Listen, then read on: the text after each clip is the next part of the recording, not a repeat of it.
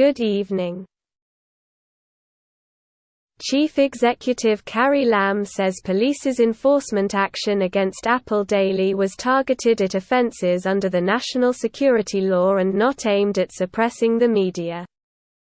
I can only say what is breaching the law based on the advice from my enforcement authorities as well as the Department of Justice.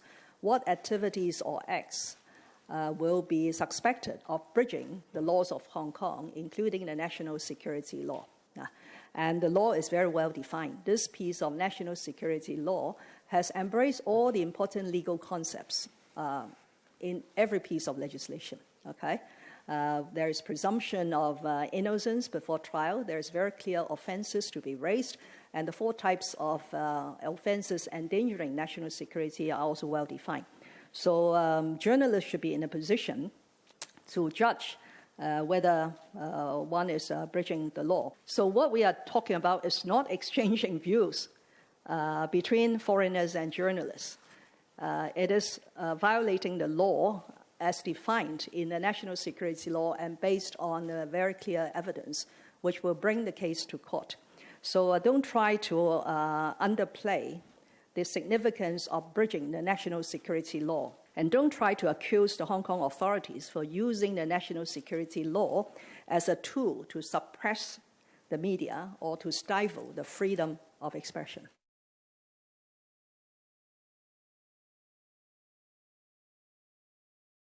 The government has taken into account a number of factors before it decided to ease social distancing measures, Chief Executive Carrie Lam says.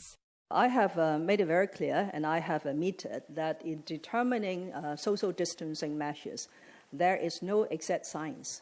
It is a judgment based on several factors. Okay? Factor number 1 is, of course, the epidemic situation. Factor number 2 will be the nature of the activity that we need to regulate. Third will be the society's needs for that sort of activities. So business activities have very strong aspiration to resume business, and normal people want to have more social activities like swimming pool, going to swimming, and organizing activities and face-to-face learning at schools and so on. And then there is a risk factor that we have to assess under that sort of gathering.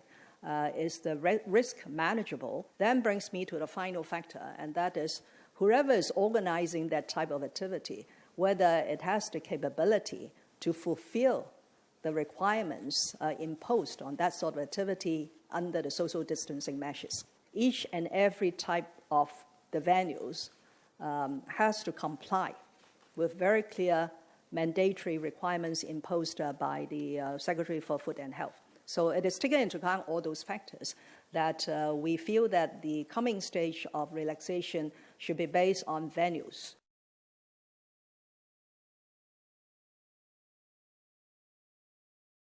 That's the news update.